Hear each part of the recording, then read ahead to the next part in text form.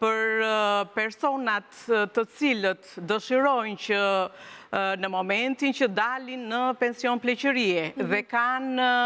një pagë minimale, janë të punësuar, të vetë punësuar,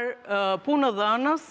mund të blejnë kuotat e sigurimit vullnetar për më shumë të ardhura.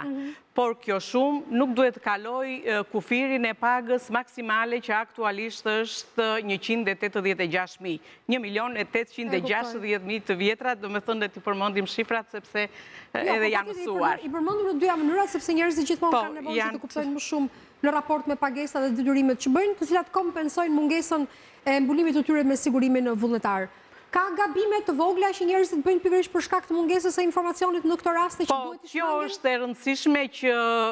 duhet të mendojnë sot edhe të rinjt që janë, sepse koha ikën shumë shpejt dhe mosha e pensionit vjen për të gjithë. Kështu që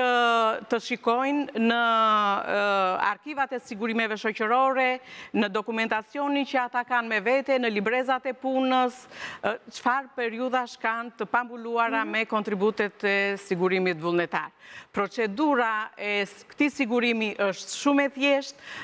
nuk duhet që personat të paraqiten vetë pranë inspektorëve të sigurimit vullnetar, pranë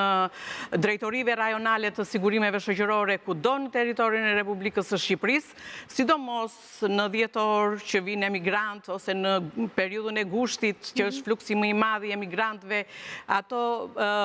mund ta shfrytëzojnë si periudhë për të derdhur këtë kontribut sigurimit vullnetar, por edhe në rast se s'kan mundësi, një person pa dashur që të ketë autorizimin ose një prokurë të posaçme, mund të paraqitet në këto zyra, të ketë me vete një fotokopje të kartës së identitetit, librezën e punës për të parë ato periudhat e sigurimit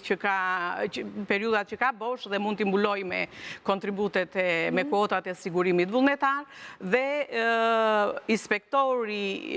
i saktuar për këtë qëllim i bën një llogaritje paraprake për shumat që duhet të derdhë dhe duhet të mbuloj me kuotat e sigurimit vullnetar.